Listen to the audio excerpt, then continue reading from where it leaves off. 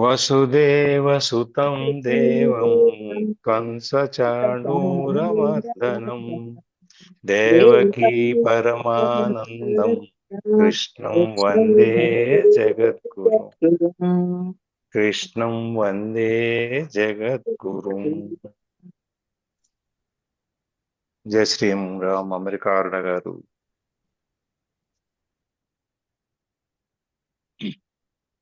మనం నిన్న 32, 33, 34 శ్లోకాలు చూసాం కదా.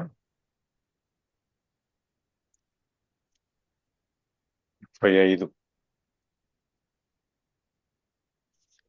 34, 35 చేసేటప్పుడు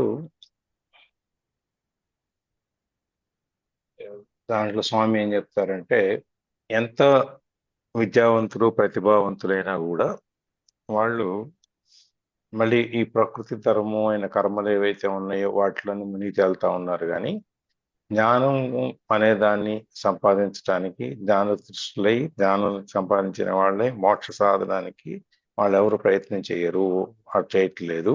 కాబట్టి వాళ్ళను కూడా మనం ఈ ఆధ్యాత్మికమైనటువంటి మార్గంలోకి తీసుకురావాల్సిన అవసరం ఉంది అని చెప్తున్నారు.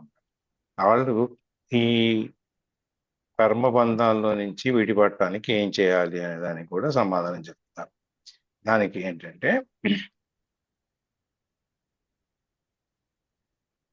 ఇంద్రియాలని మనము రాగద్వేషాలని మన ఇంద్రియాల యొక్క మనం ఎప్పుడైతే ఒక వస్తువు మీద కోరిక పెరుగుతుందో అప్పుడు మనకి దాని మీద ఇష్టాలు పెరుగుతాయి. వీటిని మనము దూరం చేసి రాగద్వేషాలకు మనం లొంగిపోకుండా మనం ఎప్పుడైతే మన ఇంద్రియాలని మన స్వాధీనంలో ఉంచుకుంటామో అప్పుడు మనకి ఈ కర్మబంధాల నుంచి బయటకు వస్తాం. ఎందుకంటే మనిషికి ముముక్షుకి మోక్ష సాధనకు పొందాలి అనుకున్న వాడికి రాగద్వేషాలు చాలా శత్రువులు అన్నమాట. అందుకని వాటిని దూరం చేయాల్సిన అవసరం. దూరం చేస్తే మన కర్మబంధాల నుంచి మనం విడిపడతాం అని చెప్పి మనం 34లో చెప్పుకున్నాం. 35లో పరధర్మము స్వధర్మము ఈ రెండింటి గురించి మన ధర్మం మనం ఆచరించాలి ఎప్పుడూను.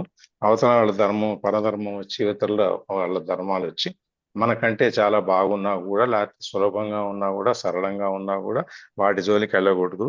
కష్టమైన తప్పనిసరైన మన యొక్క ధర్మం ఏదైతే ఉందో మన ఈ ధర్మాన్ని మనం ఆచరించాలి అని చెప్తూ ఈ 4 వర్ణాలు,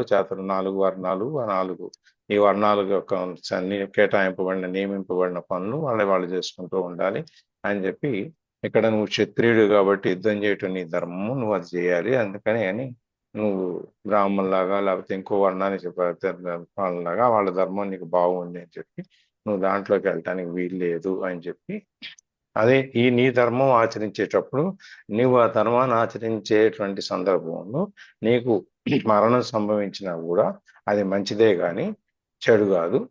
కాబట్టి నువ్వు అవతల పక్కన ఒడ్డు అవతల పచ్చగడ్డి ఉంది కాబట్టి అక్కడికి వెళ్ళి మనం మేద్దాం అని చెప్పి, నువ్వు ఇక్కడ ఉన్న దాన్ని వదిలేసి నువ్వు వెళ్ళకూడదు అని చెప్పి స్వామి మనకి పరధర్మం గురించి స్వధర్మం గురించి ఎవరు మనం వాళ్ళ ధర్మాన్ని మొదలకుండా మార్చుకోకుండా విడిపోకుండా ఉండాలి అని చెప్పి మనకి ఈ శ్లోకంలో చెప్తారు.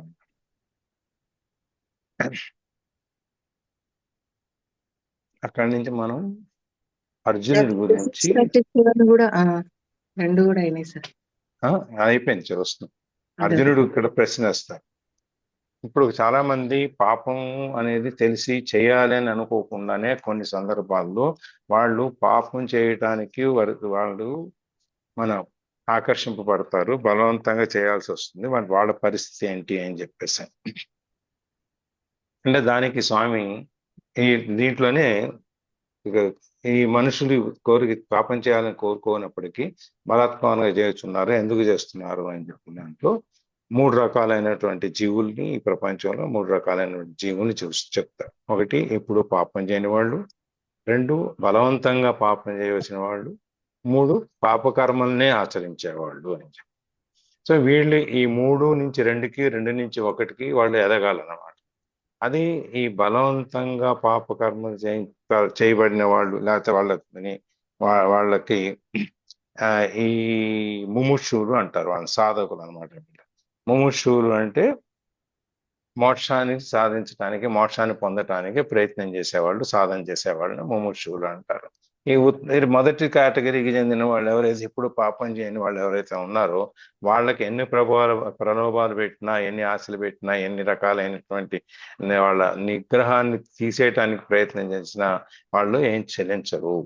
అందుకని వాళ్ళు ఎప్పుడు పాపం చేయని వాళ్ళు ఉన్నతుల్లోకి వెళ్ళిపోతారు. ఈ రెండో రకము అంటే మనకు బలవంతంగా పాపం చేయబడిన వాళ్ళని మనము వాళ్ళకి కొంచెం ఆసరా ఇచ్చి తీసుకెళ్తే వాళ్ళు ఆ పాపంలో నుంచి బయటకు వస్తారు అని. ముగ్గురు వాళ్ళు నికృష్టులు, వాళ్ళ కర్మ, వాళ్ళు పాపమే అని చెప్పిన దానికన్నా ఉంటారు అన్నమాట. అందుకని వీళ్ళందరూ కూడా ఏం చెప్తున్నారంటే, ఆయన ఇప్పుడు చెప్పే తర్వాత దీనికి ఇప్పుడు అర్జునుడు వేసిన ప్రశ్నకి ఎందుకు బలవంతంగా పాపంలోకి చేయాల్సి వస్తుంది వాళ్ళు అని చెప్పిన దానికి ఆయన సమాధానం చెప్తున్నారు. ఆయన చెప్తున్నారు, కామము, క్రోధము ఇవి అంటే కోరిక. ఈ కోరికను సాధించుకోలే పరిస్థితుల్లో సాధించుకోలేకపోయినా కోపం వస్తుంది. ఈ రెండింటిని ముందు వదిలేయాలి. ఈ వదిలేయాలి అంటే దానికి కారణం ఏంటి? రజోగుణం. రజోగుణం అంటే ఏంటి అనేది నేను చూసాం. దాని యొక్క ఫలితాలు, దాని ప్రభావం ఎట్లా ఉంటుంది, ఎంతవరకు రజోగుణం అభివృద్ధికి మనం భవిష్యత్తు ముందుకు తీసుకెళ్ళడానికి కూడా రజోగుణం అవసరము. ఎందుకంటే అది మనలో ఉన్న ఒక తృష్ణని, కోరికని, జ్వాలని తగిలిస్తుంది కాబట్టి అది అవసరం. కాకపోతే అది ఒక స్టేజ్ దాటితే మనకి అశాంతి, అభద్రత, అహంకారం ఇవన్నీ రకరకాలైనటువంటి అన్ని మనకి చేరుతాయి అన్నమాట. ఇది నిన్న మనం కొంతవరకు చూసాము. ఈ శ్లోకం మళ్ళీ వాడు మనం కొంచెం మిగిలింది కూడా చూడాలి కదా. సార్ ఇంకా చెప్తానన్నారు డీటెయిల్ గా. అది మన ఊరికి నిన్న రజోగుణం అంటే ఏంటి అని చెప్పి అంతవరకు చూసాం మనం. 3 రకాలైన గుణాలు: సత్వగుణము, రజోగుణము, తమో గుణము. సత్వగుణం అంటే మనం అందరం మంచిగా ఉంటాము, అందరికీ ఉపయోగపడేట్టుగా ఉంటాము, అందరినీ ప్రేమగా పలకరించడం, ఇవన్నీ రకరకాలైనటువంటి ఈ ఫీచర్స్ అన్ని దానికి ఉన్నాయి. రజోగుణం అంటే ఈ కోపము, అహంకారము ఇవన్నీ దాంట్లో వస్తాయి. తమో గుణం అంటే సోమరిపోతనము ఇవన్నీ దాంట్లో వస్తాయి. ఈ 3 రకాలైనటువంటి ఈ గుణాలు మనుషులకి ఉన్నాయన్నమాట. ఇప్పుడు మనం ఈ అర్జునుడు అడిగిన ప్రశ్నకి సమాధానంగా రజోగుణం అనేది కారణము, దాని వలన మనకి ఇదంతా జరుగుతుంది అని చెప్తూ, ఈ రజోగుణములో ఏమవుతుంది, మనకు ఒక కోరిక అనేది పుడుతుంది. ఒక విషయాన్ని మన కళ్ళ ముందు దృశ్య విషయాన్ని కానీ, శబ్ద విషయాన్ని కానీ మనం విన్నప్పుడు మనం ఇప్పుడు శబ్ద విషయం అంటే ఎట్లా అంటే ఒక మంచి పాట వింటున్నాం అనుకోండి, ఎవరినో వచ్చి ఆ పాటను, ఆ టేప్ రికార్డర్ కట్ చేయటం, లేకపోతే ఆ పాట వినకుండా దాన్ని డిస్టర్బ్ చేయటం చేశారనుకోండి, మన కోపం వస్తుంది కదా. వస్తుంది సార్ కోపం. వస్తుంది కదా. అట్లాగే మనకి ఇష్టమైన వస్తువు మనం తిందాం కదా అని నోట్లో పెట్టుకున్నప్పుడు ఎవడో లాక్కెళ్ళిపోయాడు అనుకోండి, అప్పుడు కోపం వస్తుంది. తింటే తిన్నాడే, వాడికి రాసి పెట్టి ఉంది, ఆ మెతుకు మీద వాడి పేరు రాసి ఉంది, అందుకని వాడికి వెళ్ళింది అని మనం అనుకుంటాం. నేను తిందాం అనుకుంటే నువ్వు లాక్కుంటావంటే వాడి మీద పోట్లాడు. ఇవన్నీ ఈ కోరిక వలన ఇవన్నీ వస్తాయి. ఈ కోపం వస్తుంది. వీటన్నిటిని మనం బయటికి రావాల్సిన అవసరం ఉందన్నమాట. ఇందులో ఒక ప్రపంచంలో ఏ వ్యక్తికైనా ఇక నాకు చాలు అని అనిపించేది ఏదైనా ఉందా? ఎంత డబ్బు ఇచ్చినా ఇంకా కావాలంటాడు, ఎంత సుఖం ఇచ్చినా ఇంకా కావాలంటాడు, ఎంత రాజ్యాలు దేశాలు రాసిచ్చినా ఇంకా కావాలంటాడు. ఒకే ఒక్కటి నాకు చాలు అని చెప్పేది భోజనం, ఆహారం. ఆహారం. ఆ భోజనం మాత్రం అమ్మ నాకు చాలు తల్లి, ఇంకెంతకంటే నేను తినలేను అని చెప్పి ఇంకొక ముద్దన్నా సరే. ఆ పూటకే కదా సార్ అది కూడా. అదే ఆ పూటకే, అప్పుడైనా కనీసం నాకు చాలు అంటున్నాడు కదా. మళ్ళీ ఇప్పుడు కొంతమంది ఏం చేస్తారంటే ఉచితంగా భోజనం మేమే చూస్తాము, తీసుకెళ్తారు సాయంత్రానికి కూడా బాక్సుల్లో కవర్లలో పెట్టి తీసుకెళ్ళి ఇక్కడ తిని ఇద్దరు భార్యాభర్తలు మళ్ళీ ఇద్దరు చెరో క్యారేజ్ గుగ్గుని మళ్ళీ సాయంత్రం నీళ్ళు తీసుకెళ్ళి మళ్ళీ సాయంత్రం తింటారు. నేను చాలా మందిని చూస్తాను. అంటే తప్పగా చెప్పట్లేదు, వాళ్ళ ప్రకృతి అట్లా, వాళ్ళ నేచర్ అది, వాళ్ళని మనమేం మార్చలేము.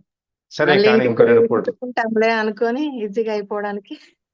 అదే సర్లే ఇంకో 2 పూటలు తింటారు మన ఫోనీలే అని చెప్పి వదిలేస్తాం. అదే. ఆ విధంగా ఒక భోజనం విషయంలో తప్ప నాకు చాలు అని ఎక్కడ ఏ విషయంలో కూడా ఏ మనిషి కూడా అనడం, ఏ జీవి కూడా ఈ భూమిలో. జంతువులు అంతవరకు కావాలో అంతవరకు తినేసి వదిలేసి వెళ్ళిపోతాయి. మనుషులు మాత్రమే ఇంకా కావాలి, ఇంకా కావాలి, ఇంకా కావాలి అని చెప్పి కోరుకుంటూ ఉంటారు. అందుకని ఈ మోక్ష సాధన అనేది మనుషులకే పెట్టాడు కానీ జంతువులకు పెట్టలా. వీళ్ళు ఈ కామం అనేది, ఈ కోరిక అనేది ఎంత దీనికి ఎండ్ ఉండదు. ఇంకా కావాలి, ఇంకా కావాలి, ఇంకా కావాలని అడుగుతూనే ఉంటుంది. ఎంత అనుభవించినా సరే అది ఇంకా ఇంకా ఆశిస్తూనే ఉంటుంది. కాబట్టి దీని వలన ఏమవుతుంది, మనకి మహాపాపం అన్నిటికీ ఈ కోరికలు సాధించుకోవటానికి మనం రకరకాలైనటువంటి అడుగులు వేస్తుంటాం. రకరకాలైన మార్గాల్ని మనం ఎన్నుకుని ఆ దారిలో వెళ్ళడానికి ప్రయత్నం చేస్తూ ఉంటాం. అట్లా మనం దాంట్లో ఈ పరిస్థితిలో కొన్ని పాపాలు కూడా చేస్తూ ఉంటాం. ఈ పాప కార్యాలు ఇంకా ఎక్కువ, అది మహాపాపాలకి. ఆ విధంగా మనం ఈ వీటన్నిటికీ, కోరికలకి వీటన్నిటికీ రజోగుణం కారణమైంది. ఈ రజోగుణం అనేది మనకి ఒక శత్రువు అన్నమాట. మోక్షం సాధించాలి, మోక్ష సాధన కోసం వెళ్ళేవాడికి ఈ రజోగుణము ఒక పెద్ద శత్రువు. ఎందుకంటే ఈ కోరిక, కామం అనేది మనం మన పుస్తకంలో చదువుకున్నట్టు పవర్ ఆఫ్ నవ్లో పెయిన్ బాడీ, ఈ మైండ్ కంట్రోల్లోకి వెళ్ళిపోతుంది. అది మైండ్లోకి వెళ్ళిపోయి అక్కడి నుంచి మన మీద పెత్తనం చేస్తుంది. మనం ఎంత కాదనుకున్నా, ఎంత చేయాలనుకున్నా కూడా అది వినదు. మన మనసు ఎంతసేపు అటు పక్కకి లాగుతూ ఉంటుంది. ఎందుకంటే అది అక్కడ కూర్చుంది. ఇది కూర్చోటం కాకుండా, ఈ కోరిక అనేది కూర్చోటం కాకుండా దాంతోపాటు దాని చుట్టాలందరినీ పిలుచుకొస్తుంది. ఎవరు దాని చుట్టాలు?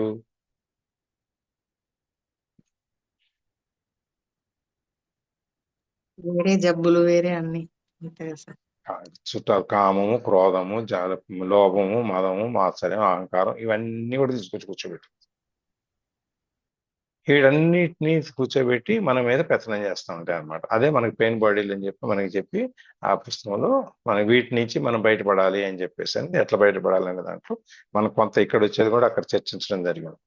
సో ఈ రజోగుణం అనే దాంట్లో నుంచి మనం బయటికి రావాలి అంటే ముందు ఈ కోరికలను అణిచేయాలి. కోరికలను అణిచేయటం అంటే ఇప్పుడు మనం, అంటే ఇక్కడ చెప్పిన ఉదాహరణలకి చెప్తున్నాను. అగ్ని ఉంది, నిప్పు ఉంది, దాంట్లో ఎంత వేసినా ఇంకా తీసుకుంటూనే ఉంటుంది. అలాగే ఆకలి ఉంది, లేదా ఈ కోరికలు ఉన్నాయి, డబ్బు ఆకలి, దరిద్రం ఆకలి, ఈ రకరకాలైనటువంటి ఆకలి ఏవైతే ఉన్నాయో వాటికి ఎంత ఇచ్చినా అది ఆగవు. అందుకని వీటికి ఆపాలి అంటే ఏం చేయాలి?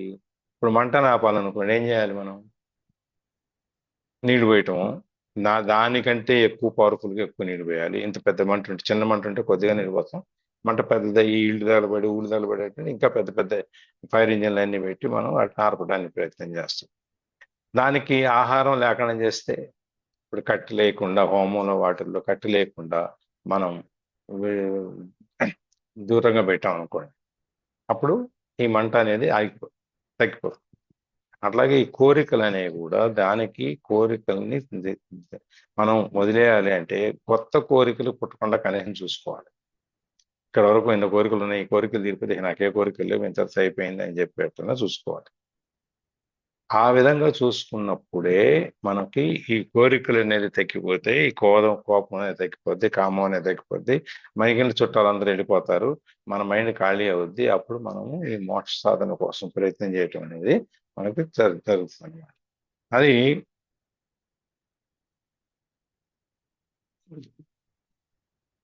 ఈ కోరికలు అనేది నా కడుపు నిండింది, నా చాలు అని చెప్పేటువంటి సందర్భాలు ఎక్కడా లేవు అని చెప్తూ, ఇది మహాపాపం మనకి దగ్గరగా ఉంది, కారణమైంది. కాబట్టి ఈ ఈ దీంట్లో జీవుడు ఏం చేస్తాడు? ఈ కోరికలు వీటిల్లో ఈ మైండ్ కంట్రోల్లోకి వెళ్ళిపోయి, వీటన్నిటికీ అరిషడ్ వర్గాల మధ్యలో లొంగిపోయి ఈ కర్మలన్నీ చేస్తూ, మన సత్కర్మలు లేకుండా ప్రతిఫలాపేక్షతో, కామాలతో ఇవన్నీ కర్మలన్నీ చేస్తూ పాపంలో యొక్క పద్దు పెరిగిపోతూ ఉంటుంది. మనం అనుకున్నాం కదా, మనకు చేసిన చెడు కర్మల యొక్క ఫలితము, మంచి కర్మల ఫలితము 2 రకాలు.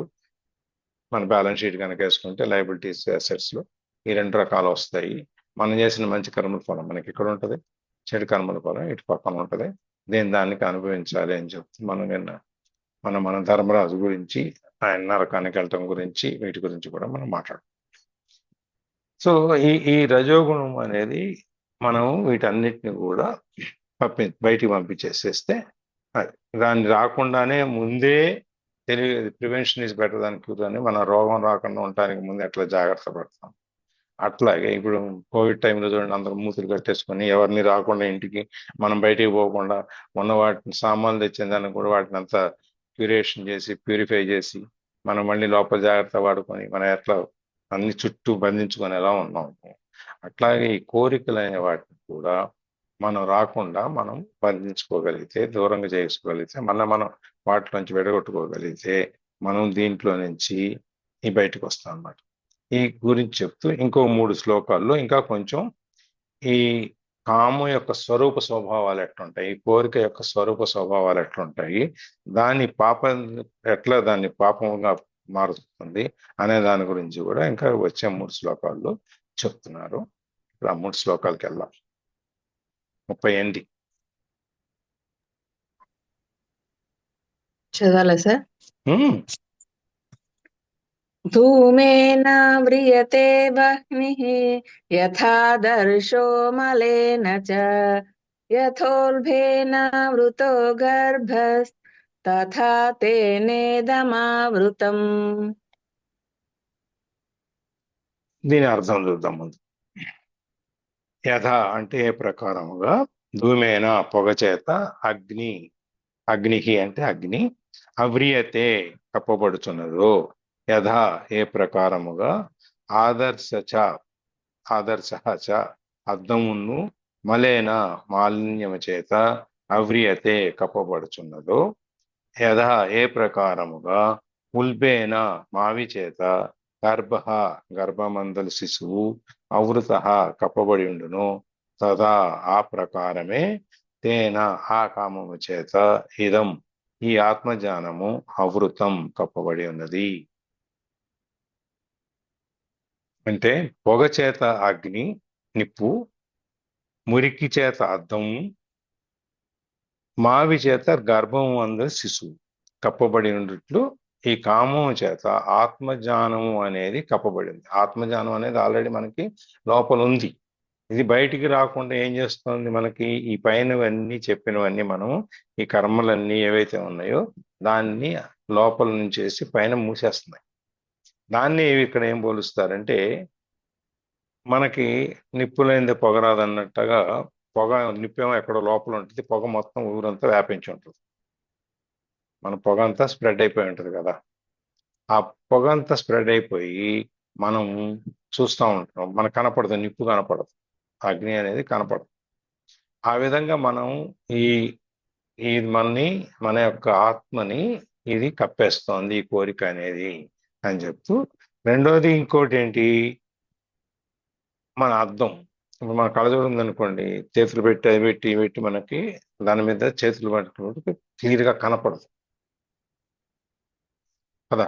మన అందరు కళ్ళజోడు వాడేవాడు ఉన్నారు కదా, అందరు ఎవరెవరు వాడతారు? చదువుకోవడానికి అయితే వాడతాను సార్ నేను. కళ్ళజోడు నేను కూడా వాడతాను సార్. దేనికైనా వాడినప్పుడు మళ్ళీ కళ్ళజోడు చూసుకుంటాం కదా, మసకబడింది అని అవును చెప్పేసి. అవును సార్.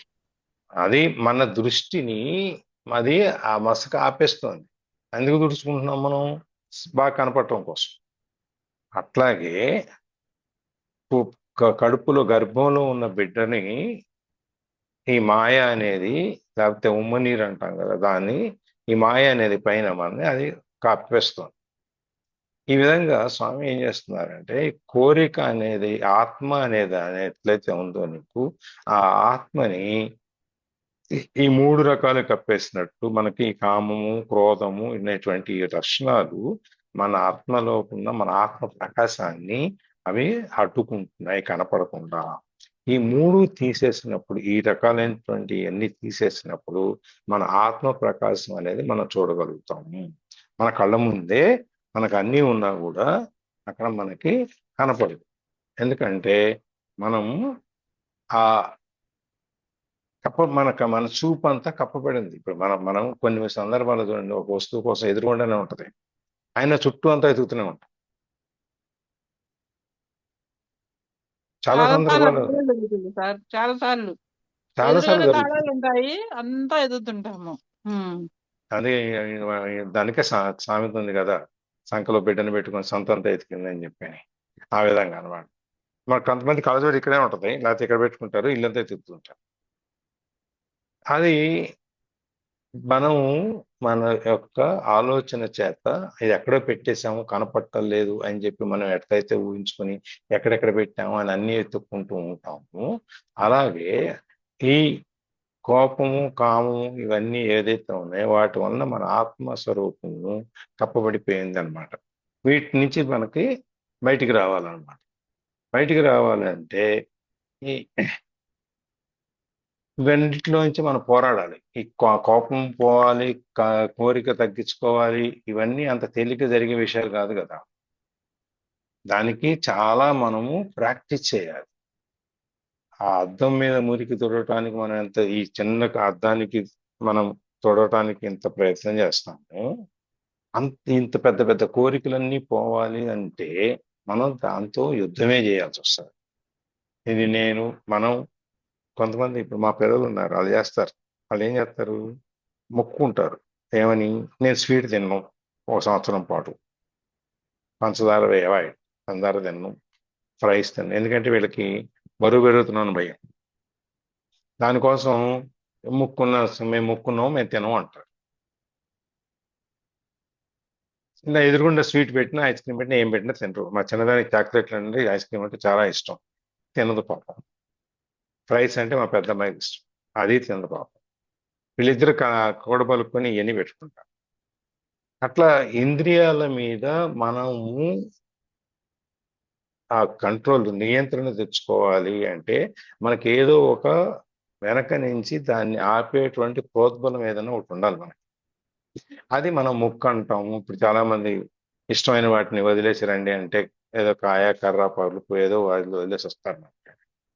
అట్లాగే ఇక్కడ కూడా ఏదో మొక్కుంటాను, నేను ఇది తిన్ను, అది తిన్ను, నువ్వు అది అయిన దాకా నేను ఒక పూట తింటాను, లేకపోతే చపాతీలే తింటాను, ఇంకోటి తింటాను, అది మనం మొక్కుంటాం సార్. ఇవన్నీ అట్లాగే ఇప్పుడు మన ఈ దుర్గా ఆంజనేయ మాల వేసినా కానీ, దుర్గా మాల వేసినా, అమ్మవారి మాల వేసినా కానీ, లేకపోతే అయ్యప్ప మాల వేసినా కానీ ఆ టైంలో మనమేమి ఇది నాన్ వెజిటేరియన్ని ముట్టుకో. నాన్ వెజ్ తినేవాళ్ళు కూడా ఇంట్లో కూడా చేయరు వీళ్ళ కోసం.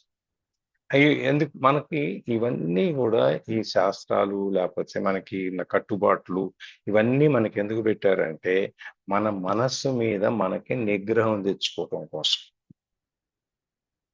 మనం చాలాసార్లు చెప్పుకున్నాం, మనం ఒక అలవాటు మానాలి అంటే ఆ అలవాటుని కనీసం 40 రోజులు కనుక చేయకుండా ఉంటే ఆ అలవాటు మానుతాము అని చెప్పి. 21 days అని వాళ్ళు ఇంగ్లీష్ వాళ్ళు అంటారు, మనమేమో 40 రోజులు, మండలం రోజులు మనం అంటాం.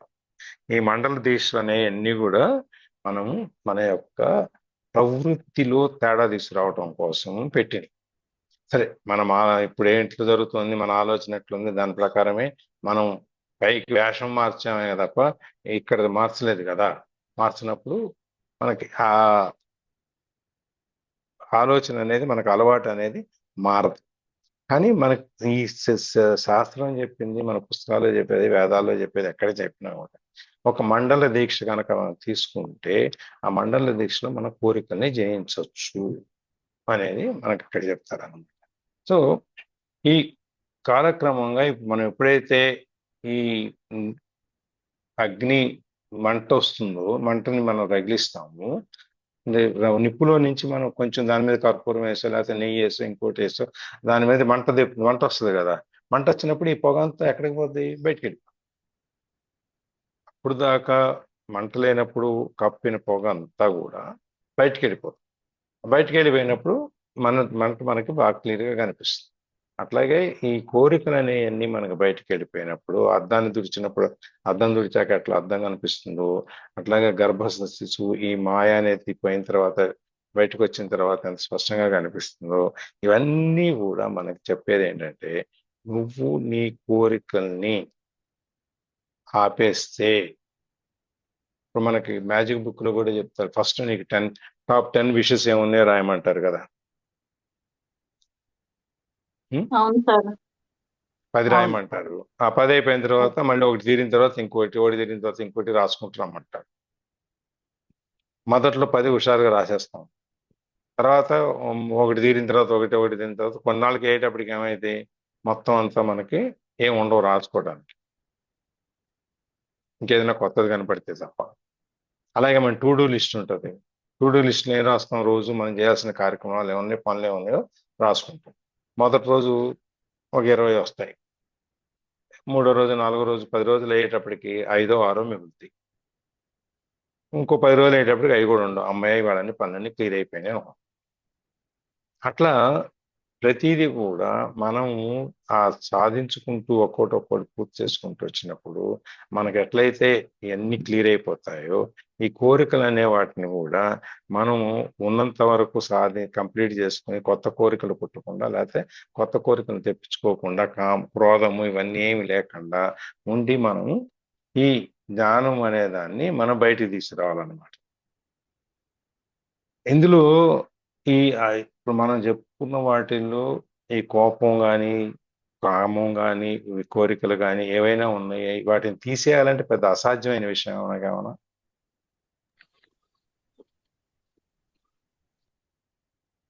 భవానీ గారు. అసాధ్యం కాదు సార్. ఏది కాదు, చేయాలని మనం అనుకుంటే, మనకి ఒకసారి సంకల్పం చేసుకుంటే, ఇది మనకి అనుకుంటే మనకి ఏదైనా మనం చేయగలం. ఏది అసాధ్యం ఉండదు సార్. మన మనసే అది మనం దాన్ని మనం కంట్రోల్ చేసుకోగలిగితే మిగిలిన అన్ని కంట్రోల్ అయిపోతాయి.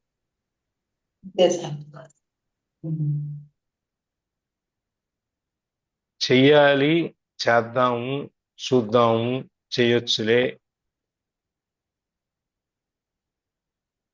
ఇది మనని ముందుకు వెళ్ళకుండా చేస్తుంది ఈ భావన. చేద్దాంలే, చూద్దాంలే, చేయొచ్చులే, ఇంకా చాలా టైం ఉంది కదా, ఇప్పుడు ఎంత మనకి 40 ఏళ్ళే కదా, ఇంకా 60 ఏళ్ళు బతుకుతాం కదా, 60 ఏళ్లలో మనం చేయలేకపోతామా, తినే టైంలో తినకుండా మళ్ళీ ఇవన్నీ ఎందుకు?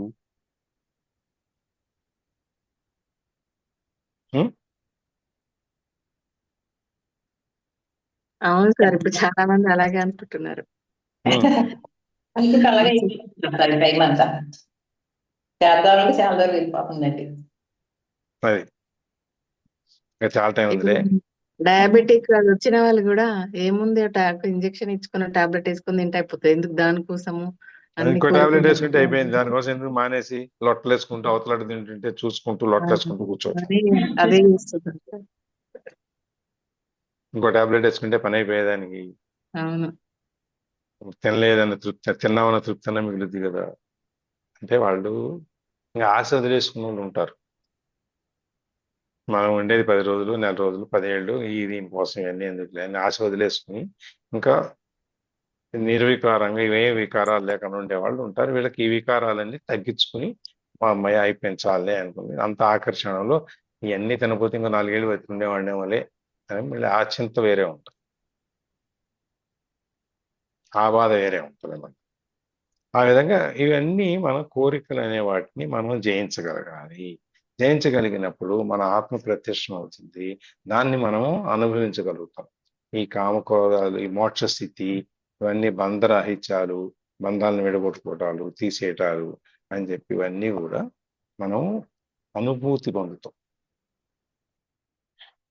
ఈ కామము, కోరికలు ఇవన్నీ ముందు మనలోంచి వెళ్ళిపోయినప్పుడు మనం ఆత్మానందాన్ని, ఆత్మానుభూతిని మనం పొందుతాం అన్నమాట. ఇది ఈ శ్లోకంలో రజోగుణం వల్ల వచ్చేటువంటి లక్షణాల్లో 3 శ్లోకాలు ఇవి ఎట్లా బయటికి రావాలని చెప్తా ఉన్న దాంట్లో ఇది మొట్టమొదటి శ్లోకం. రెండో శ్లోకం తర్వాత శ్లోకానికల్లా 39. ఆవృతం జ్ఞానమేతేన జ్ఞానినో నిత్యవైరిణ కామరూపేణ కౌంతేయ దుష్పూరేణ నలేన చ. ఇప్పుడు రెండో శ్లోకం, ఈ రెండవ పద్ధతి దాంట్లో కౌంతేయ ఓ అర్జున, దుష్పూరేణ నిందింప శక్యము కానిదియు, అనలేనచ అగ్ని వలె తృప్తిని పొందనదియు, కామరూపేణ ఆశారూపమైనదియు, జ్ఞానిన జ్ఞానికి నిత్యవైరిణ నిరంతర శత్రువును, ఏతేన ఈ కామము చేత జ్ఞానం ఆత్మ జ్ఞానం ఆవృతం కప్పబడి ఉన్నది. మళ్ళీ ఇదే ఇక్కడ కూడా, ఓ అర్జున, నిండింప శక్యము కానిదియు అగ్ని వల్ల తృప్తిని చెందనిదియు ఆశారూపమైనదియు జ్ఞానికి నిరంతర శత్రువు అయినది అగు ఈ కామము చేత ఆత్మజ్ఞానం కప్పబడి ఉంది. దీంట్లో కామం గురించి ఈ శ్లోకంలో కొంచెం పరిచయం చేశారు, ఇందాక శ్లోకంలో అసలు ఏంటి అని చెప్పని. ఇక్కడ ఈ శ్లోకంలో ఏం చెప్తారంటే, ఇంకొంచెం సాధకులు అనేవాళ్ళు దీన్ని జయించటానికి మార్గం ఏంటి, మనం సర్వస్వ శరణాగతి పొందటానికి, సరెండర్కి రకరకాలైనటువంటి మార్గాలు మనం చూసాం. శరణాగతి పొందటం అంటే ఊరికే స్వామి నన్ను నేను అర్పించుకుంటున్నానని చెప్పటం కాదు, ఏ సందర్భాలు నువ్వు ఏ విధంగా ఉండాలి అని చెప్పి మనం పవర్ ఆఫ్ నౌలో చూసాం. అట్లాగే ఇక్కడ కూడా మనకు అదే, ఈ కామం అనే దానికి అసలు ఏంటి, కోరికలు ఏంటి, కామం అనేది దీనివల్ల ఏం జరుగుద్ది అనేది మనకి ఇందాక శ్లోకంలో చెప్పారు, ముందు శ్లోకంలో. ఈ శ్లోకంలో ఏం చెప్తున్నారు, ఇంకా కొంచెం నువ్వు ఎలా సాధన చేయాలి, సాధకుడు అనేవాడు నువ్వు ఈ ఇంటి కోరికలన్నీ వదిలేసుకోవాలి అని చెప్పి మనం చెప్పినంత తేలిక ఇవి పోవు కదా. మనం ఈ కోరికలన్నీ పోవు సార్. వదిలేసుకోండి అని చెప్పి మనం చెప్పినంత వెంటనే తేలిక పోవు కదా, పోతాయి, సాధన పోవు మీదే. కదా. ఉమ్, ఉమ్. అందుకని వాళ్ళు మనకి ఇంకొంచెం ఎక్కువ ఎట్లా సాధన చేయాలి అనే దాన్ని కూడా తీసుకెళ్తున్నారు. మనం దాంట్లో ఏం చెప్తారంటే, సాధకులు అనే వాళ్ళకి మనం దీనికోసం మనం సాధించాలి, మన సంకల్పం చేసుకొని ఇంద్రియ నిగ్రహం తెచ్చుకోవాలి అనే వాళ్ళకి ఏంటంటే భగవాన్ చెప్పేది ఏంటంటే, మనం ముందు ఏదైనా ఒక రాజుగారు యుద్ధానికి వెళ్ళాలి అంటే ముందు ఏం చేస్తాడు, ఒక పక్క రాజ్యం మీద యుద్ధానికి వెళ్ళాలి. మనకి ఏం సైనికులు చేస్తారు, ఎంతమంది ఉన్నారు, వాళ్ళ బలం ఎంత, మన బలం ఎంత, మనం ఏ విధంగా వాళ్ళ మీద దాడి చేయాలి అనేది చూసుకుంటారు. ఒక స్ట్రాటజీ అనేది ఉపయోగాలు ఒకటి ఏంటి, తీసుకుంటారు నష్టాలు ఏంటి అని చూసుకుంటారు. కదా. ఒక స్ట్రాటజీ అనేది పెట్టుకుంటారు. అవతల వాళ్ళ ముందు దానికంటే మన లెక్కేసే ముందు వాడి బలాబలాలు ఏంటి, వాడి వీక్నెస్ ఏంటి, వాడి స్ట్రెంగ్త్ ఏంటి, స్ట్రాంగ్ పాయింట్లు ఏంటి, రాజుగారికి ఉన్న వీక్నెస్ ఏంటి, సైన్యాధిపతికి ఉన్న స్ట్రెంగ్త్ ఏంటి, మంత్రి ఎట్లా ఉన్నాడు అక్కడ, ప్రజలు దీంట్లో ఇప్పుడు ఇరాన్ ఉంది, ఈ దాదాపుగా 2 నెలలు ఇజ్రాయెల్ అమెరికా వాళ్ళ మీద రకరకాల బాంబులన్నీ వేసి అన్నీ చేశారు, అయినా వాళ్ళు గెలవలేకపోయారు. ఎందుకంటే ఇరాన్ యొక్క బలాబలాల్ని వాళ్ళు తక్కువగా అంచనా వేశారు, గుడ్డిగా వెళ్ళిపోయారు. వెళ్ళిపోయారు. ఎంతలే 2 బాంబులు అయితే అలా వచ్చేస్తారులే, వెనిజులా ప్రెసిడెంట్ని తీసుకొచ్చినట్టు వీళ్ళని కూడా తీసుకొచ్చేయచ్చులే, ఆ కొమేనీని చంపేస్తే ఇరాన్లో లీడర్షిప్ ఉండదు, లీడర్షిప్ లేకపోతే మనకి ఈజీ అయిపోద్ది అని చెప్పి అనుకున్నారు. వాళ్ళ యొక్క బలాబలాలు ఏంటనేది వీళ్ళు చూసుకోవాలి, దానివల్లనే ఇన్నాళ్ళు యుద్ధం చేయాల్సి వచ్చింది. అట్లాగే ఉక్రెయిన్, రష్యా, ఇవన్నీ ఎక్కడెక్కడ యుద్ధాలు జరిగినా కూడా వీళ్ళు స్ట్రాటజికల్గా చేసే తప్పు ఏంటంటే, అవతల వాళ్ళ యొక్క బలాబలాలు ఏంటి అనేది వాళ్ళు తెలుసుకోకుండా చేస్తారు. దానివల్ల ఇది ఇంకా ఎక్కువ కంటిన్యూ అవుతూ ఉంటుంది. అలాగే ఇక్కడ కూడా మనం శత్రువు యొక్క బలాబలాలు మనం తెలుసుకోవాలి. మన శత్రువు ఎవరు, ఈర్ష, అసూయ, ద్వేషము, కామము, క్రోధము, కోరిక, ఇవన్నీ మన శత్రువులు. ఇవి పోవాలి అంటే మనము మనకి దానికి ఉన్న బంధం ఏంటి, ఈ బంధాన్ని, ఇప్పుడు నాకు స్వీట్ అంటే ఇష్టం, ఏదో రసగుల్లా అంటే ఇష్టం అనుకోండి. ఇప్పుడు నా రసగుల్లా అనేది దాంట్లో నుంచి నేను బయటికి రావాలి, దాంతో పోరాడాలి కదా. అది ఇష్టము రసగుల్లా అంటే ఖచ్చితంగా వస్తాం సార్. మన చిన్నప్పుడు రసగుల్లాలు ఉన్నాయా? లేవు కదా. లేవు కదా. ఏముందిలే, అదేముంది, అంత టేస్ట్ ఏమి ఉండదంటే మనం ఉండగలం. అది అవతల వాడి యొక్క బలాబలాల్ని, అది అది పెద్ద ఏం టేస్ట్ ఉంది, అదే లేదో సప్పుగా ఇట్లా అంటే నొక్కిపోద్ది, దీన్ని ఏముంది అంటే దాంట్లో అప్పుడు దాకా తెల్లగా ఉంటది, రసం లోపల ఉంటది, నోట్లో పెట్టుకోగానే నోట్లోకి రసం అంతా వస్తుంది, మనం నవిలేస్తే చక్కగా లోపలికి అలా సార్, మీరు రసగుల్లా గురించి ఎంత వివరణ చేస్తున్నారు, మీరు బోలేవాళ్ళు సార్. అలా కాకుండా అది తినడం వల్ల మనకు వచ్చే నష్టాలను మనం గుర్తు చేసుకుంటే సార్, అవి తినడం వల్ల మనకి ఆరోగ్యం బాగోదు కదా, వద్దు అంతే. మనకి ఇష్టమైనప్పుడు దాంట్లో ఇన్ని మంచి లక్షణాలు కనపడతాయి.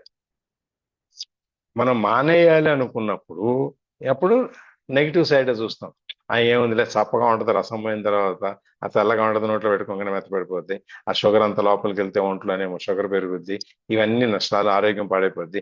ఇవన్నీ మనం అనుకున్నప్పుడు అప్పుడు మనం దీన్ని మానేయటానికి ప్రయత్నం చేస్తాం. ఒకప్పుడు నాకు ఇదంటే చాలా ఇష్టం అండి, నేను మానేశానని చెప్పుకునే సందర్భాలు చాలా ఉంటాయండి. అందుకని సాధకుడు అనేవాడు ముందు మన యొక్క శత్రువు యొక్క బలాబలాలు ఏంటో తెలుసుకోవాలి. దీంట్లో 2 రకాలైనటువంటి శత్రువుని చెప్తాను. ఒకటి నిత్యవైరి, రెండోది దుష్పూరైన అనలేన, అంటే దుష్పూరమగు, అంటే ఎంతకి తృప్తి పడని అగ్ని ఎట్లయితే ఉంటుందో అది. 2 రకాలు. ఈ 2 రకాలు నిత్యవైరి అంటే ఇది ప్రతినిత్యం మన శత్రువు మన పక్కనే ఉంటది. మనం చేసే ప్రతి దాంట్లో, ప్రతి జన్మలో మన తోనే ఉంటుంది. మన ఆ పోయిన జన్మ ఫలితం మనం ఎట్లాగైతే ఇక్కడ అనుభవిస్తాం, ఇది కూడా మన దాంతో పాటు వచ్చేస్తుంది. అందుకని ఈ రోజు మనం చేసే యుద్ధం ఇది. ఈ వీడి శత్రువు మన జేబులోనే, మన పక్కలోనే, మన మైండ్లోనే, మనసులో ఉంటాడు. వీడితో పోరాడాలి. వీడితో ఎట్లా పోరాడాలి అంటే, ఒకప్పుడు మామూలుగా అయితే రాజకీయాలు శాశ్వత శత్రువులు, శాశ్వత మిత్రులు ఎవరు ఉండరు అంటారు చూసారా? అట్లాగే మామూలుగా మన జీవితంలో కూడా మనకు ఒకసారి మిత్రులుగా ఉన్నవాడు శత్రువులు అవ్వచ్చు, శత్రువులుగా ఉన్నవాడు మిత్రులు అవ్వచ్చు, మళ్ళీ మిత్రులు శత్రువులు అయ్యి శత్రువుల నుంచి మళ్ళీ మిత్రులుగా అవ్వచ్చు. ఈ విధంగా రకరకాలైనటువంటి అవకాశాలు ఉంటాయి. కానీ ఈ కోరిక అనేది ఏదైతే ఉందో అది నిత్య శత్రువు మనకి, మన లోపల ఉంటుంది. దాని కార్యక్రమం ఏం చేస్తుంది? ఎప్పుడు మనని పడగొట్టడానికి ప్రయత్నం చేస్తూ ఉంటుంది. అంటే మనని ఓడించడానికి దానికి అదే పని. మనం ఓడించడానికి ఎప్పుడు ప్రయత్నం చేస్తూ ఉంటుంది. మన కోరికలు పెంచుతుంది, మనకి ఇష్టమైన వస్తువుల్ని పెంచుతుంది, మన కోరికలను పెంచుతుంది, మనకి ఇంకా ఇంకా దాంట్లోకి తీసుకెళ్తుంది. మనకి ఈ మోక్ష సాధన కోసం మనం చేసే ప్రయత్నాలన్నిటిని అది చెడగొడుతుంది. అందుకని వాడు నిత్యవైరి, రోజు ఉండే శత్రువు అన్నమాట. మన ఎప్పుడు కూడా కొంచెం ఇప్పుడు చూడండి, నేను మన కంచి పరమాచార్య గురించి చెప్పుకున్నట్టు, చిన్న తోటకూర కోసం ఎంతవరకు వెళ్ళిందో చూడండి. ఒక్క క్షణం ఆయన బాగుందిరా అన్న మాట అన్నందుకు అది ఎక్కడెక్కడికో వెళ్ళిపోయింది. నోరు కడుక్కోవాల్సి వచ్చింది, గోమూత్రంతో, గోమయంతో నాలుక. అది అట్లాంటి మన వీక్ మూమెంట్, బలహీన క్షణం ఏది ఉందో చూసి ఇది సక్కన పడేస్తుంది, అక్కడ కాటేస్తుంది. అప్పుడు మనం ఈ ఇంట్లో ఎంత ప్రయత్నం చేసినా కూడా, ఎంత కష్టపడినా కూడా మనం దాంట్లో నుంచి బయటికి రాలేం. ఇప్పుడు మనం పరమపద సోపాన పటం ఆడతాం కదా, పెద్ద నిచ్చెనలు, పాములు, కర్రలు. అవును సార్, చదువు అది snake and ladder. Snake and ladder. నిచ్చెన ఎక్కుతాము, అలాగే పాము కట్టేయంగానే కిందకు వచ్చేస్తాం.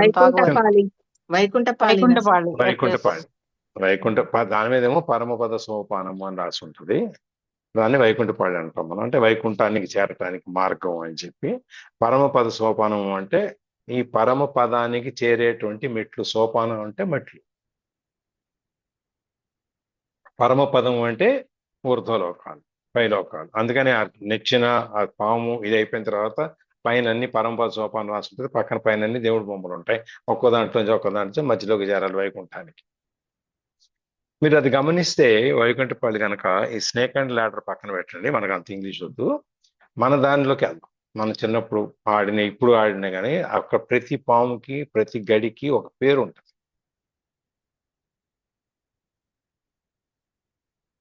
గమనించారు ఎప్పుడన్నా? ప్రతి గడికి పేరు. అవునా సార్? అవును, ప్రతి గడికి పేరు ఉంటది, ప్రతి పాముకి పేరు ఉంటది. కర్కోటకుడు అలాగా పేర్లు ఉంటాయండి. పేర్లు ఉంటాయి. ఒక్కొక్క నిచ్చెనకి పేరు ఉంటది. మొత్తం ఆ గడిలో ఆ పటంలో ఉన్న అంటే ఇప్పుడు ఇంత చిన్న చిన్న కానీ అప్పుడు మాకు ఇంత పెద్ద అది ఓ సైజు షీట్ ఉండేది. అంటే ఒక 6, 7, 8 వైట్ పేపర్లు మనం A4 సైజ్ చూద్దాం సార్, చూద్దాం, గమనిద్దాం. యూట్యూబ్ లో కొడితే వస్తుందేమో, చూద్దాం మనోదర్ గారు. ఎందుకు బయట దొరుకుతాయి ఇప్పుడు కూడా ఇంకా అదే చాలా తీసుకొని పెద్ద ఆడుకోవాలి మేడం, అది మంచిది, అసలు బాగుంటది ఓ టైం పాస్. పెద్ద క్యాలెండర్ అంత ఉంటది. సారు మీరు ఆడుకునే ఆడుకోండి, పని అయితే కొనుక్కోవచ్చు, లేకపోతే ఆడుకోండి ఎందుకు? సారు మీరు ఆడుకోండి కూర్చొని వచ్చిన తర్వాత. ఎందుకు సార్ మీ ఎవరు మదర్ ఆడుకోవాలి కూడా ఆమె చెబుతుంది చూడండి సార్. మనోదర్ గారు, అంతే. మీరు నేను మరి ఇంకెవరు ఆడదామండి. ఇంకెవరితో ఆడతారు? రండి. మరి మీ ఇంట్లో ఉంది ఆయన ఒక ఆయనే కాదు కాబట్టి పాపం సార్, ఆయనతో ఆడాలి. సార్ నేనేమన్నానంటే ఆడే పని అయితే కొనుక్కోవాలి అన్న. ఆడిన పని అయితే యూట్యూబ్ లో చూసి ఓ ఈ పేర్లు ఇవి, ఈ పేర్లు ఇవి అని చూసుకోవాలి, మరి తెలుసుకోవడం కోసం. చూడండి మనకి పరమ సోపానం పటం అనేది వైకుంఠపాళి అనేది ప్రతి ఇంట్లో ఉండేది ఎదురుకి. అవును సార్, బాగా ఆడుకునే వాళ్ళం చిన్నగా ఉన్నప్పుడు. ఇప్పుడు ఏమో సార్ ఆ బారా గవ్వలేసి బారా కాష్టాను ఇది అనేవాళ్ళు సార్. అవి కూడా అరుగుల మీద గీతలు గీసుండేవి సార్, బాక్సులు ఓకే. ఇంటూలు. అది వేరు, అది పులి ఆహా మేక గొర్రెలు ఇవన్నీ చాలా రకాల ఆటలు ఆటల ఉంటాయి. సంగతులే సార్, అలా గీసుండేవి అంటున్నా. ఉమ్, ఇవన్నీ పచ్చీసులు ఇవన్నీ ఆటలు. కానీ ఈ అవును. పరంపర సోపాన పటం అనేది ఇదివరకు ప్రతి భగవద్గీత ఎప్పుడు ఎట్లా ప్రతి ఇంట్లో ఉండేదో అది కూడా అంత ఇంట్లో ఉండే ప్రతి ఇంట్లో కూడా 4 గవ్వలు ఉండేవి. ఆ గవ్వలు వేసుకునే వాళ్ళం, కాయలన్నీ కదుగు వెళ్ళాం, పాము గరిస్తే బేతాళు గరిచింది, కర్కోటకుడు గరిచింది, ఇంకోటి గరిచిందిరా నిన్నని చెప్పి తిట్టుకునేవాళ్ళం. అట్లా ఈ ఈ సాధకుడు అనేవాడు పరమపదాన్ని చేరటానికి, మోక్షాన్ని చేరటానికి ఉన్న మార్గాలు, దారిలో ఉండేటువంటి మనకి కష్ట నష్టాలు, ఈ పాములు ఇవన్నీ కూడా మన జీవితం యొక్క మన జన్మ నుంచి ఆఖరి క్షణం వరకు ఆ మొత్తం ఆ గేమ్ లో ఉంటది.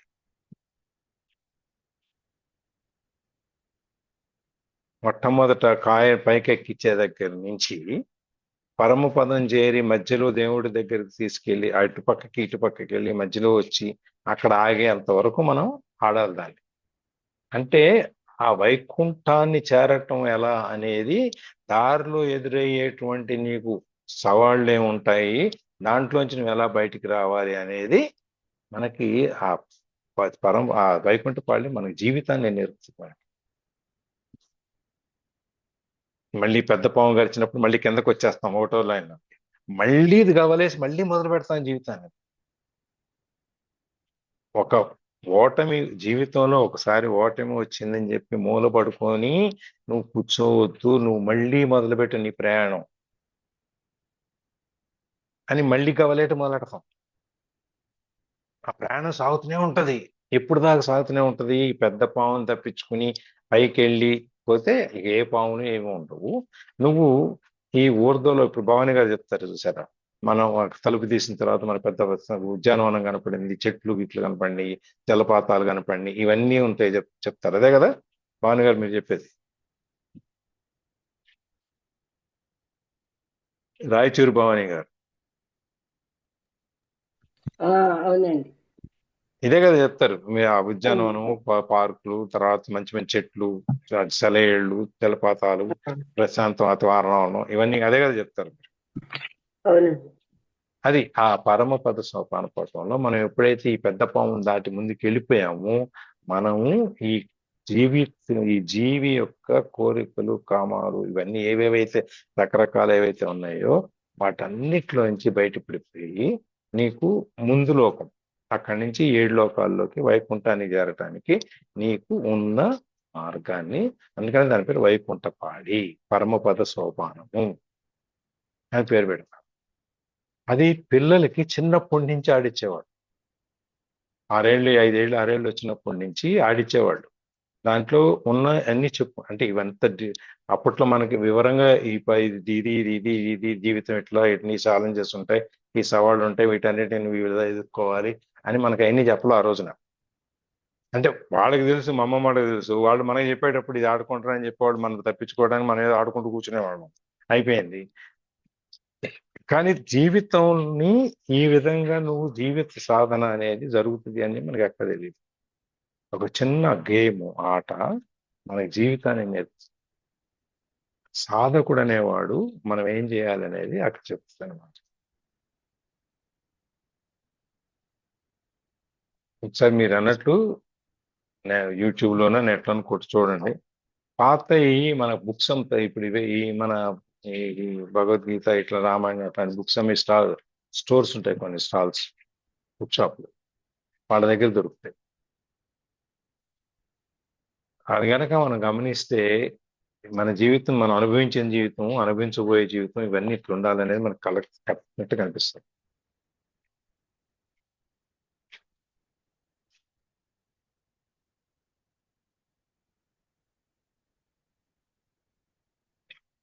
సో సాధకుడు అనేవాడు దీంట్లోంచి ఈ మనం ఈ అజాగ్రత్తలో నుంచి, లేకపోతే పాములో నుంచి, వీటిలో నుంచి ఎట్లా బయటకు వస్తామో ఆ విధంగా సాధకుడు అనేవాడు ప్రయత్నం చేయాలన్నమాట. లేదు అంటే ఇది ఇంకా కొన్నాళ్ళ పాటు మన మనసులోనే ఉండిపోయి మన ఆత్మ అనే దాన్ని మన బయటికి రానివ్వకుండా, ప్రకాశింపజేయకుండా మనం శేషం ఉండిపోద్ది. అందుకని ఆ తీసేసేటప్పుడు ఎటువంటి శేషం లేకుండా తీసేయాలి. శేషం అంటే తెలుసు కదా, మిగిలిపోయింది. ఏంటి సార్? శేషము తెలుసు సార్, తెలుసు. భాగాహారంలో వస్తుంది. భాగాహారంలో చివరిలో మిగిలిపోయింది దాన్ని శేషము అంటాం. ఆ శేషం అనేది కూడా ఉంచకూడదు అన్నమాట. ఇక్కడ శత్రు శేషము, రుణ శేషము ఉండకూడదు, ఉంచకూడదు. అది తినేస్తాయి. అట్లాగే రెండవది, ఇప్పుడు మనకి నిత్యవైరిణి అయిపోయిన తర్వాత దుష్పూరేణ అనలేనంటే అగ్ని వలె, సముద్రం వలె. ఈ అగ్నిలో మనం ఎన్ని పొల్లులు వేసినా, ఎన్ని కట్టెలు వేసినా అది ఇంకా ఎట్లాగే మండుతూనే ఉంటుంది. ఇంకా వేసినా ఇంకా మండుతూనే ఉంటుంది. దాన్ని ఆపటం అవట్లా కాదు. అట్లాగే సముద్రంలో కూడా ఎన్ని నదులు వచ్చి కలిసినా అన్ని నదులు ఎక్కడికి చేరుతాయి? నీళ్లు కూడా ఉప్పుగానే అయిపోతాయి. అంతేకాకుండా ఎన్ని రకాల నదులు ఎంత వరద వచ్చినా కూడా సముద్రం అంతే ఉంటుంది, అది కదలదు. దాన్ని ఇన్ని సముద్రాలు, ఇన్ని నదులు వచ్చి ఇంత కలిస్తే సముద్రాన్ని ఒక పెరగదు. అది అట్లాగే ఈ కామం అనే వాళ్ళని అభినయించే వాళ్ళు ఎప్పుడు అది తృప్తి అనేదాన్ని పొందలేరు అనమాట వాడు. అందుకని తృప్తోస్మి అంటే కామమును చాలు అని చెప్పేవాళ్ళు ఎవరు చేయలేరు, ఆపలేరు. అగ్నిలో నెయ్యి వేస్తే ఎట్లా మండుద్దో మనం ఈ కామం అనేది కూడా ఎంత అనుభవిస్తే అంత పెరుగుద్దే కానీ తగ్గదు. అమ్మయ్య ఇది అనుభవించాము, ఇంకెంతకంటే ఏం కావాలి, చాలే అని మనకేమనిపించదు. ఇవాళ ఈ హోటల్కి వెళ్ళాము, ఈ రెస్టారెంట్కి వెళ్ళాము, ఇంక పక్కన కూడా చెప్తాడు ఇంతకంటే పెద్దది ఇంకోటి ఉంది వాళ్ళ దగ్గర, ఇంకా బాగుంది, మళ్ళీ దానికి ఇంకో హోటల్లో ఇంకా పలానా భలే ఉంటది అనగానే అంటే మళ్ళీ దానికి ఇది ఇప్పుడు మన కట్టెలు అయిపోతే ఎట్లయితే అగ్ని చల్లారిపోతుందో అట్లాగే మనం ఇందులో ఒక చిన్న సందర్భం ఏం చెప్తారంటే, భాగవతంలో యయాతి అనుభవపూర్వకంగా పలికిన పలుకులు మనం స్మరించుకోవచ్చు అంట. అదేంటంటే యయాతి చెప్పింది, అనుభవించుచుండెడుచో కామమేనటికి శమింపదు, అగ్నిలో నెయ్యి వేసిన చందమున పైగా అది వృద్ధి చెందుతూనే ఉండును అని. మనం అనుభవించేసాము ఇంక చాలే అనే దానికి ఏమి ఉండదు, అది ఇంకా అనుభవాన్ని కోరుతూనే ఉంటుంది. అట్లాగే అగ్నిలో మనం ఎంత కట్టెలేసినా ఎంత వేసినా అది ఇంకా తీసుకురా అంటూనే ఉంటుంది అనమాట. అందుకని మనం ఈ అగ్ని సమిధలు తీసివేస్తే, కర్రలు తీసేస్తే ఈ అగ్ని ఎట్లా చల్లారిపోద్దో అట్లాగే ఈ భోగాలను అనుభవించేదాన్ని కూడా, భోగ సంకల్పం కూడా, అంటే ఇది అనుభవించాలి అనేటువంటి సంకల్పం, కోరిక ఏదైతే మనసులో ఉంటుందో అది కూడా తీసేయాలన్నమాట. అందుకని ఈ కోరికలు నివారించడానికి ఇవన్నీ ఉపాయాలు చెప్పుకుంటూ వస్తాడన్నమాట. జ్ఞానిను నిత్యవైరిన. మూడవది, కామము సర్వజీవులకు అనర్థం కలిగించినను అట్లా అనర్థము తెలుసుకున్నవాడు, తొలగించుకున్నవాడు, ప్రయత్నించేవాడు జ్ఞాని మాత్రమే. జ్ఞాని అనేవాడికి ఇవన్నీ ఏవి, ఈ నిత్యవైరిన అంటే రోజువారీ శత్రువులు ఏమి జ్ఞాని అనేవాడికి ఎటువంటి ఇబ్బంది కలగజేయవు. ఎందుకంటే వాడు ఆ స్టేజ్ నుంచి పైకి వెళ్ళిపోయాడు. పరంపరలో పెద్ద పాము దాటి వెళ్ళిపోయిన తర్వాత ఇవేవి వాళ్ళకి అనిపించదు. అందుకని వాడు బయటకు వచ్చేస్తాడు. ఈ జ్ఞాని కాని వాడికి ఈ శత్రువు అనేది, అజ్ఞానికి కూడా ఈ శత్రువు అనేది ఉంటుంది. వాడు ఆ శత్రువుని, అజ్ఞాని ఏం చేస్తాడు, ఇది శత్రువు అని తెలుసుకోకుండా ఇది నా మిత్రుడు అని అనుకుని దాంతో పాటు జీవనం సాగిస్తాడు. అందుకని అట్లాంటి నిత్య శత్రువు మన మనసులో ఉన్నంత కాలము ఈ కామము, కోరిక, క్రోధము ఇట్లాంటివన్నీ మన మనసులో ఉన్నంత కాలం మనము ఈ ఆత్మ దర్శనాన్ని పొందలేము.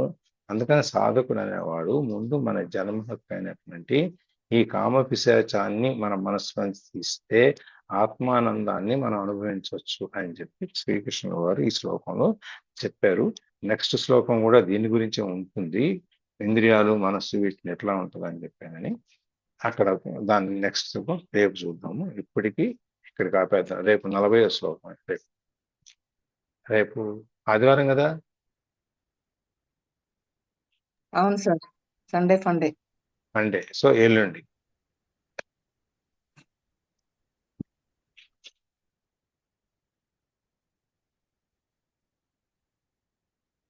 ఇంకెవరైనా షేరింగ్ మీరు మీ మీ అనుభవాలు మీ ఆలోచనలు.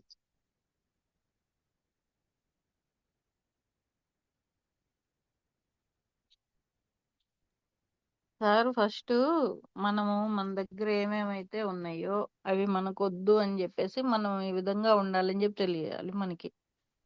మేము ఇంతకు ముందు మనం ఏ క్లాసులు మేము వినక ముందు ఇది ఫలానా ఇది ఫలానా అనే విషయం మాకు తెలియదు. తెలుస్తున్న తర్వాత కొంచెం క్లారిటీ వస్తుంది కాబట్టి మనం ఎలా ఉండాలి ఎలా ఉండకూడదు, ఏది అవసరమో ఏది అనవసరమో అలాగనమాట.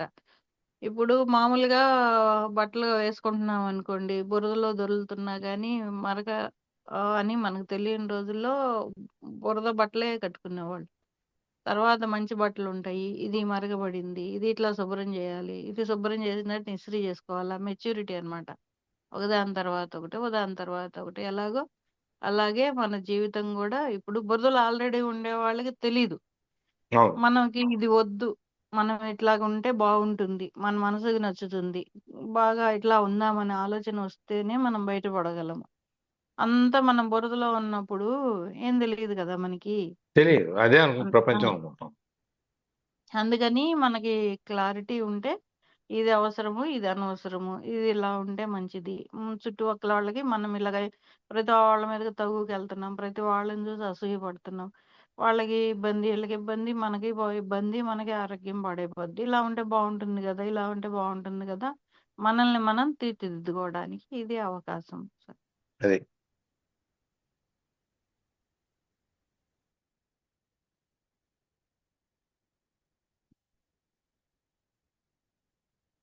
టెక్నాలజీ వచ్చింది, మనం టెక్నాలజీతో పాటు అన్ని ఎలా అన్ని అనుభవిస్తున్నాము. మన మైండ్ ని కూడా మా టెక్నాలజీ లాగా అప్డేట్ చేసుకుంటుంటేనే ఇప్పుడు ఇప్పుడు యూట్యూబ్ ఉంది సార్, ఏవైనా అన్నీ ఉంటాయి. అన్నిట్లో వాటిలో మనకి ఏది అవసరం, మనం ఏది చూడాలి, ఏ విషయాలు మనం నేర్చుకోవాలి తెలుసుకోవాలి, అట్లాగా ఉంటది. ఎదగటానికి ఉంటది, మనము అధపాదాలానికి వెళ్ళటానికి ఉంటాయి. అందుకని మనకి రెండు ఏది ఉంటాయి. అవసరమో ఎంతవరకు అవసరం అంతే.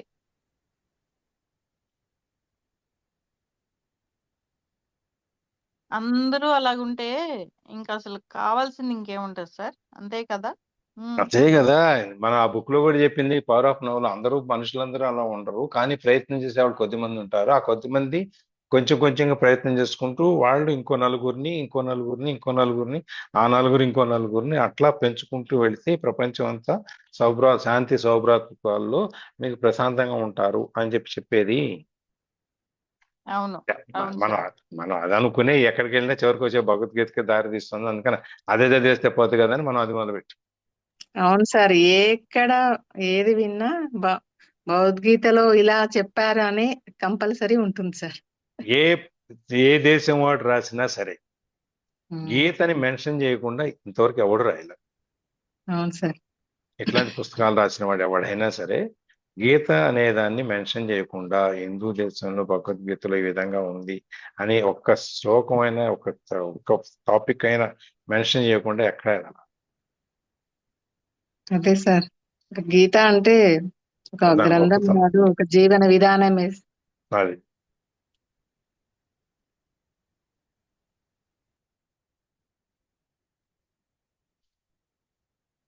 ఇంకెవరన్నా యాడ్ చేస్తున్నారా? రికార్డింగ్ ఆపేనా? Closing prayer. Sorry, Manodhar garu closing. యోగేశం సచ్చిదానందం వాసుదేవం వ్రజప్రియం ధర్మ సంస్థాపకం వీరం కృష్ణం వందే జగద్గురుం శ్రీకృష్ణం వందే జగద్గురుం. జగద్గురు శ్రీకృష్ణార్పణమస్తు.